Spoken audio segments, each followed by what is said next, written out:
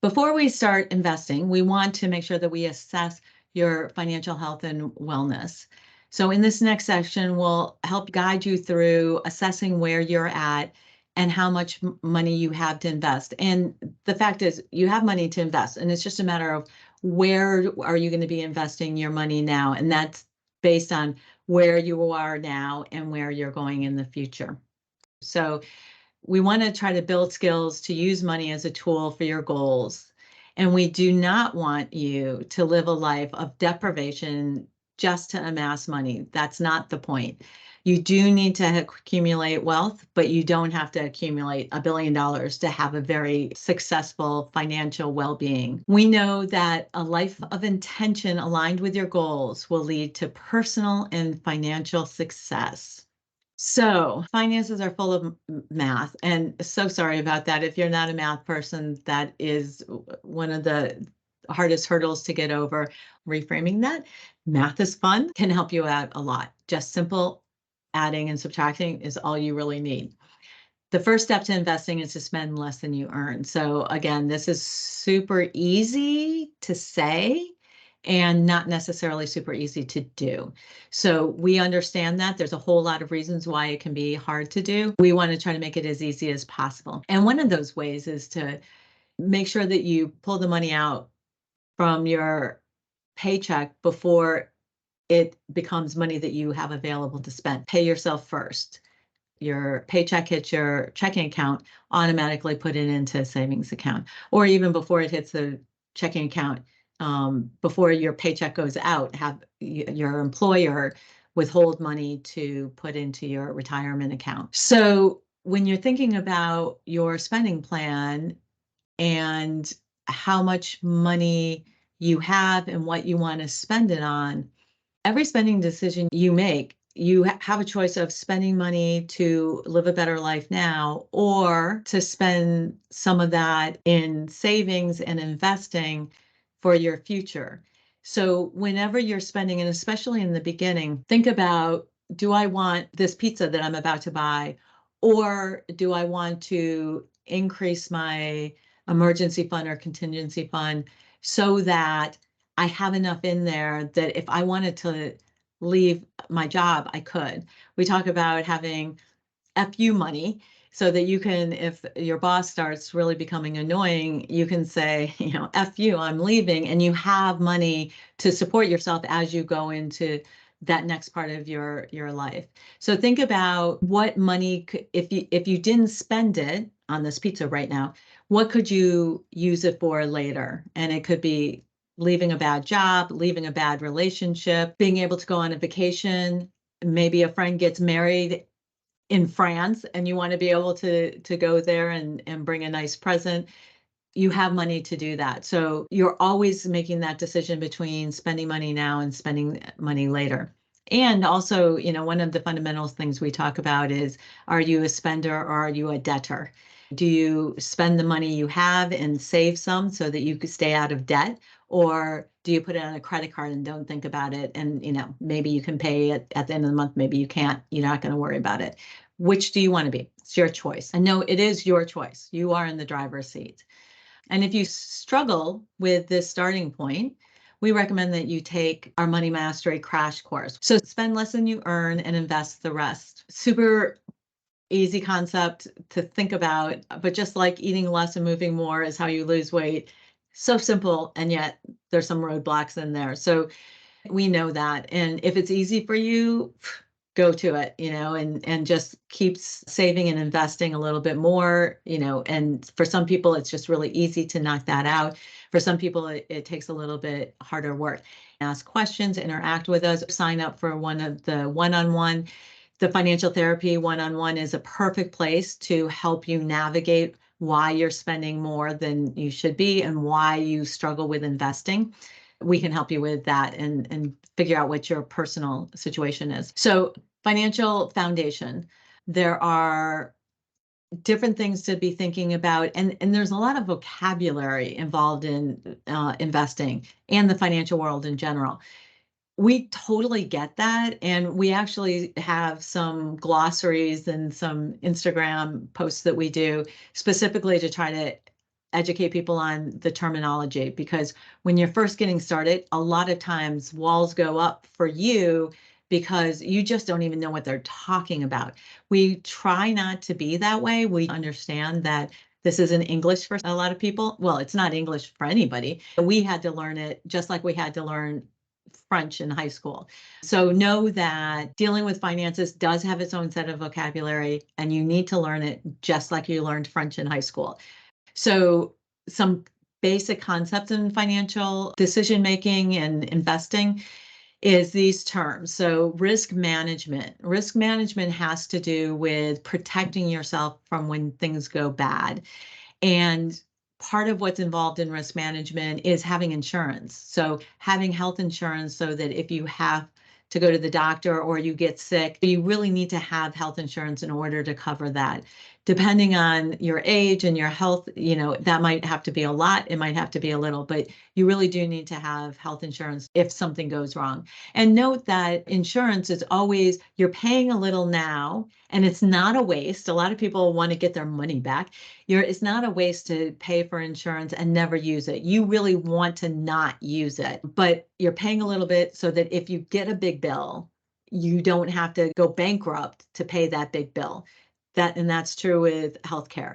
So you may be super healthy and young and practically never have to use healthcare. In that moment when you get hit by a car or whatever and end up in the hospital, you want to make sure that you have that health insurance to help you cover that big expense that you can't afford. You can afford the premium, you can't afford to pay the hospital.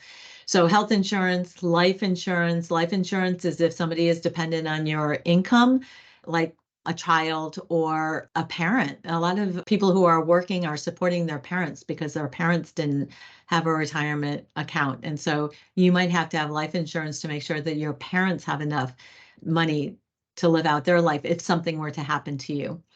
And if you're young, life insurance is cheap. Health insurance is cheap. And a lot of these you can also get through your company. And so, it's even cheaper through them.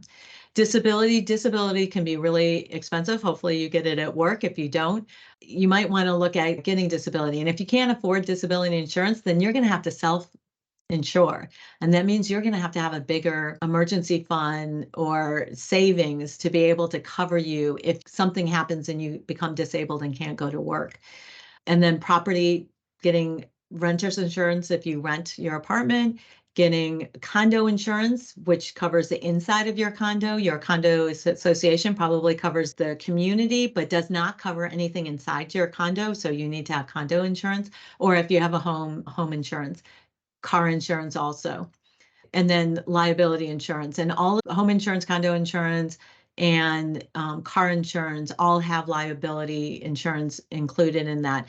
And the liability insurance you want to make sure that you cover your net worth. So if you have invested, $3,000, you want to make sure that you have liability insurance for at least $3,000 so that that money isn't gone if you hit somebody, in a car accident. If you have $100,000, you want to make sure that your liability covers $100,000. That doesn't include retirement plans, depending on the state you're in. Most retirement plans are either not subject to liability or are only partially available for liability. So anyways, you want to protect your assets with that you're investing right now by having insurance so that it doesn't get lost if you end up in the hospital. Then there's short-term savings and investing. So this is basically being able to cover your bills. So you should be spending less than you make. And if you're not spending less than you make, start by signing up for a one-on-one, a financial coaching or a financial therapy one-on-one, so that you're spending less than you make. That's the first step towards investing. The second step is to make sure you have an emergency fund. And your emergency fund is your first investment. And you want to make sure that it's there when you get into an emergency, and that it's what we call liquid.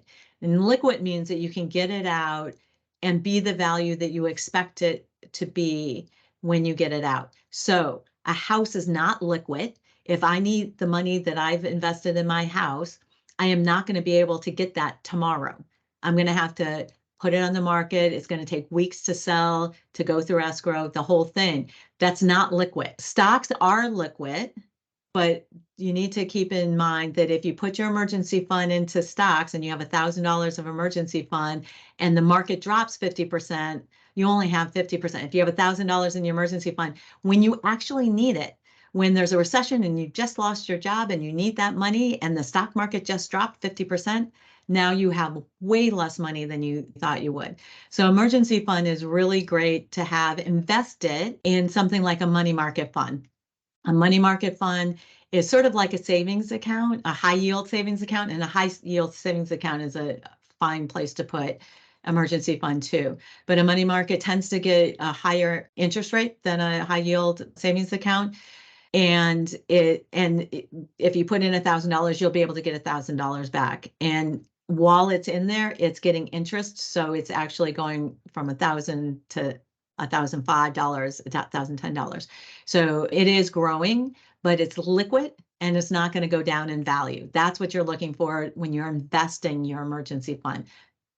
Investing in crypto isn't a great idea. Investing in stocks isn't a great idea. Even a CD isn't a great idea because a CD tends to be, a 3 month, 6 month, 9 months, 12 months. And so it's not actually liquid. You can't get your money tomorrow if you need it. So really a high yield savings account or a money market where you can take your money out tomorrow is what you need for your emergency fund. And it is your first investment. And if you have an emergency fund and it's invested in a high yield savings account, you are an investor. You've already started. The portion of your income that is spent on housing is part of short term. So know that a lot of people think that buying a house is an investment and it's a way to build wealth. But the fact is, there's a lot of costs with having a house. You have your mortgage, probably, which is sort of an auto savings because you're paying off principal and you're getting equity ownership when you pay your monthly bill, but you're also paying interest, which is money just flying out the window. And you're also paying for utilities, maintenance, all sorts of things. So know that you need to have some of your income allocated to your housing, whether it's rent, which everybody says rent is money out the window, but the fact is the interest on your mortgage is also money out the window, and utilities is money out the window, and maintenance is somewhat money out the window also. So it's not that renting or buying is better or worse. They're different.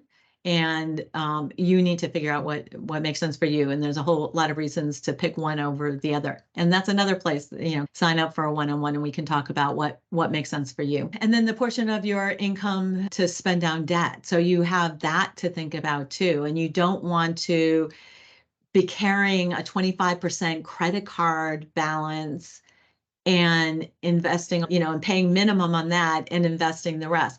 Because if you have, say, $1,000, 25% credit card, paying $1,000 into that is like getting 25% interest. It's like investing in a bond or a stock that's giving you 25% return because that's money out that you're doing. And like in reverse, if you paid that off and you don't have to pay that 25, it's like investing in a guaranteed 25% investment. There is no better investment there is no investment that will guarantee you a 25% return. So getting that credit card down is top of your list, and that you can think about that as investing. Paying down that debt is part of it. If you have a mortgage that has 3%, if you got one, before 2023, or if you have a student loan that is, 3-4%, that you might be able to, right now, you can actually put your money into the Schwab Money Market Fund and get 5% here today, June 2023. And so in that case, yeah, do your minimum on those student loans or the mortgage and invest in the money market fund that's getting you 5%. That's a win. So know that paying down high interest debt is investing. And that could be the investing that you're doing today. And that is a marvelous way to invest your money. And then there's long-term savings. So that's buying a house, retiring, going back to grad school, those kind of things. Those are long-term investments. Actually, some of those are intermediate because if you're thinking about buying a house in 3 to 5 years, that's an intermediate investment. Retirement, if you're 30, that's a long term. If you're 60, that might be in 5 years. That's an intermediate term. So we'll talk about when your goals will take place, and you're going to invest differently if you have short-term goals versus intermediate goals versus long-term goals.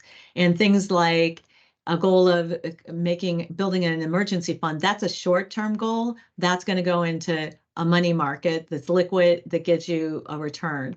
Intermediate, you don't need it tomorrow, so you're going to invest that a little bit differently. Retirement, you're not going to need that for a long time. You're going to invest that a little bit differently. So we'll talk about how you're going to invest depending on what you need to invest in, where you are right now, what you're focused on, what your goals are.